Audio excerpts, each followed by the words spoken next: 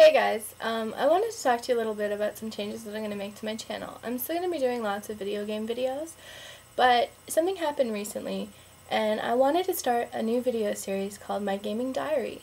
What it's going to involve is basically everything that I'm doing in gaming. It's going to be a weekly or bi-weekly video. If I get busy I can't put one out, I'm really sorry, but I'm going to try and do it weekly. And I'm going to talk about what I'm playing, review some of the stuff I'm playing, talk about my pickups. I'm going to have some special stuff on here, and as well, if you have any questions for me, or just any questions at all, post them in the comments and I'll pick one or two and answer them at the end of the video. And if you really like this setup of video, go ahead and hit the like button to let me know. So I'm going to start talking about a little bit why I wanted to do this. At the beginning of 2011, I actually started a gaming blog on playfire.com. And it's something that I've really enjoyed doing. Recently, as many of you know, Playfire has made some changes, and for the moment they've removed their blog. So I no longer have a gaming blog for the year. I'd move it over to my YouTube channel and do a video blog. The first one that I wanted to talk about is actually kind of a gaming memory and something that links to today. And it's about renting games. And renting games is something that I always looked forward to as a kid. My birthday is in November. It's only about 6 weeks before Christmas. And I would get one game for my birthday as a kid and one game for Christmas. So by the time June rolled around, I'd pretty much played them and I was itching for something new. I used to trade games with friends, but that wasn't always an option. But in the summertime, my mom would actually rent games for us once every 2 weeks. So I would look forward to the Friday trip to the video store, where we would actually rent a game. We'd only have it for the weekend, but we'd play the heck out of it. Some of the best games I ever played were rentals, like Blaster Master, Excitebike, Bubble Bobble, and Teenage Mutant Ninja Turtles. I rented some games over and over again. I know I rented Star Tropics 3 times in a row, one time at the end of the summer, and my mom remembered and she gave it to me for my birthday that year. Now, it's been years since I've actually rented a game, like gone to the video store and picked one up, but I did just that this weekend, and I rented Marvel vs. Capcom 3. Can't really see it because it's in a video case. There you go, for the PlayStation 3. And I've actually had a lot of fun playing it. I'm not a huge fan of fighters, and I do have Tatsunoko vs. Capcom in my collection with the fight stick that I got recently.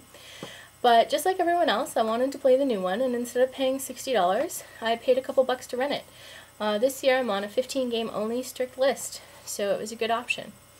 The graphics in the game are awesome. There's no frame rate problems or any noticeable slowdown. They haven't changed the controls very much.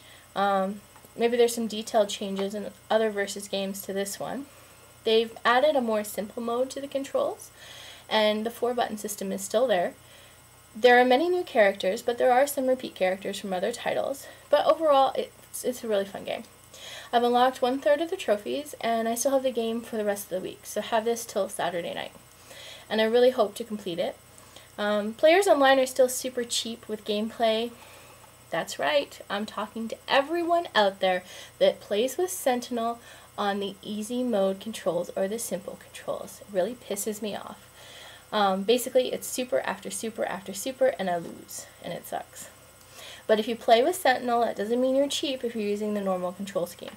And you can tell by which combos he's actually performing. Now, my fight stick's for the Wii, so I can't use it to play this title on the PS3. I've been using the dual analog controller, and there is a noticeable difference. So if you're going to purchase the game and you're a big fan of fighters, make sure you have a fight stick to play it with, because it makes a huge difference, and it changes the experience. But basically, it's an arcade game brought home, and I think it's pretty awesome. Now we'll get to some video game stuff that I've picked up recently, and we'll start with something retro. I actually ordered this game off eBay. It's part of my 15 for the year, and that is Bonk's Revenge for the Game Boy.